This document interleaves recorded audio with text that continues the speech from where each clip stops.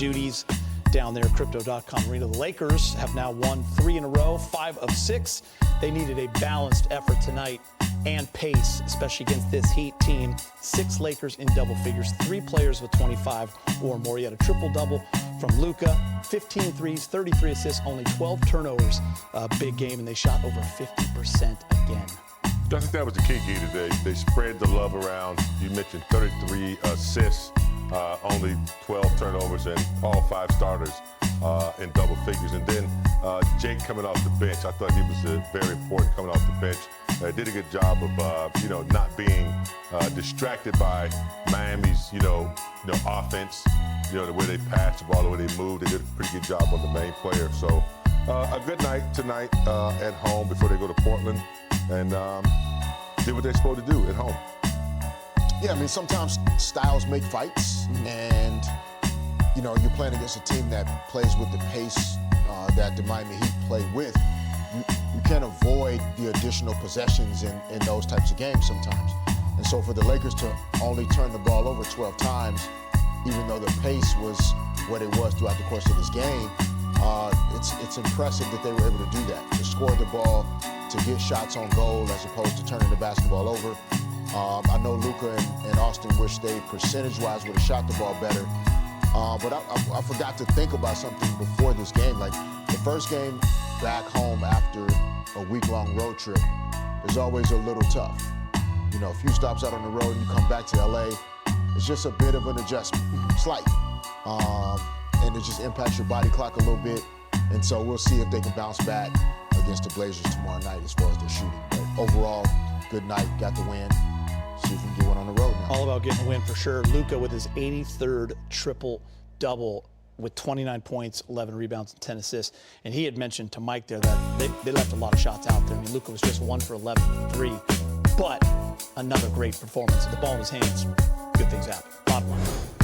Without question, as you take a look at the most triple-doubles, 27 and younger, Luka's right there. The big O, still 150. Come on. That's great. But yeah, Guido, I think the more and more that Luka gets to play with his teammates, it's just the better it's going to get, the more automatic he's going to be with them. For 16. And then 3 for 6 in the second half. You saw the Miami Heat make the adjustment. They were putting 2 on the ball when he got anywhere near the paint.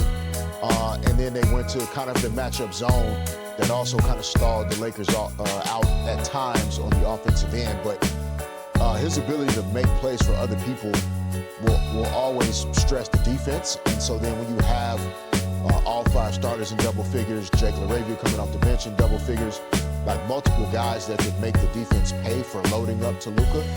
I don't know, this was the first night I started to think about how many different lineups the Lakers can play when LeBron is back and healthy. And the different effective type of groups that they can have.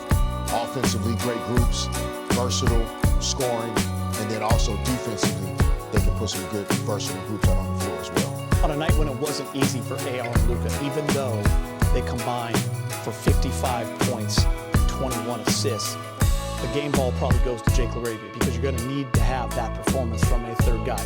Rui was great. Marcus Smart gave you something. Jackson Hayes was awesome. We'll talk about all those guys. But Jake LaRavia, guys, continues that hot streak that he is on. These are his last 3 games. He's averaging just under 22%, but it's the efficiency, guys, 78%. He did it tonight on just 13 shots. He was 10 of 13, shooting 67% from 3. But he's also doing the other things, as you see.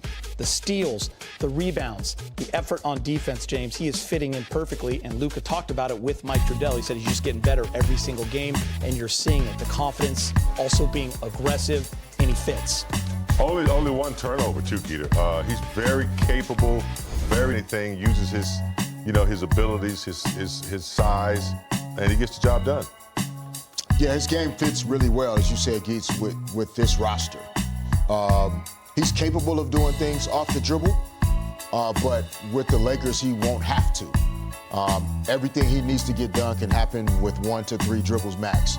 And so that's going to really bode well for him. Again, Luka and Austin being healthy when they're both in the lineup. I think tonight, out of the 33 assists, the two of those guys had 21 of the 33 assists. And so you're just going to be able to finish plays when those guys are on the floor. And then again, if you start to think about the additional decision-making of LeBron next to Luka, next to Austin, I think LaRavia and other guys can continue to be efficient offensively, and that's a really good sign for the team. Fish, how impressive have you been with his bag? I mean, when he first came here, we talked a lot about his shooting, and he does have a quick release, and he can hit the three ball, but you're seeing him run the lane a lot.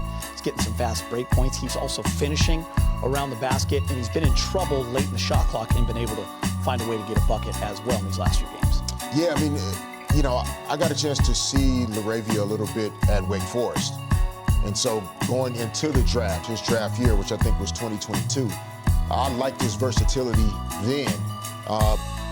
Not a well-known guy. His name didn't pop off the charts, but he definitely has a bag that's larger than most people think. But smart young players in this league understand I don't need to open my bag up as wide as other people. I can get things done only using 1 to 2 of my tools when I'm playing next to some of the greatest offensive players in the game today. And then I only need to pull my extra tools out as need. And he's doing a good job of it so far. Big Game, you and I have been together a long time, so I know when you look at that box score, you see the 25, but your eyes go to the 8 rebounds, 3 assists, and the 4 steals. Yeah, he's definitely not one-dimensional. He gives you what you need in just about any category. You can pass, you can shoot, you can rebound. He adapts to whatever the lineup is. Defensively, I like his effort there as well. So I do love the versatility, and you know, I think as the season continues, he's only going to get better the more time he gets on the floor with different players. And so, yeah, he's a nice pickup, and so far he's proven that he's beneficial. All right, well, the details of it, just said you guys spoke about kind of him, you know, tell him to be himself or something, but yeah, we talk every day, so yeah. It wasn't. I don't think that was an abnormal conversation or anything like that. But he was great. For us to have 33 assists and 6 guys in double figures, they're really the easiest way. They're a team that makes you pass the ball because they simultaneously paint swarm with 3 or 4 weak side defenders, and they help off the strong side corner. We missed at least 4, if not more, wide open strong side corner threes on drives. Didn't like the way we started offensively in the third quarter. Didn't put any pressure on the paint. Called that timeout. I think the next 3 or 4 possessions, AR and Luka were really aggressive in getting in the paint, and that got our offense going again. But Jake was just another great game from him. He's allowing the game to come to him. He's comfortable with the off-ball stuff and the cutting and just reading the game right now. And not surprised that he's found a level of comfort, just from coaching against him last year, watching him play when he did play his first couple years. He's got a knack for the game. He does.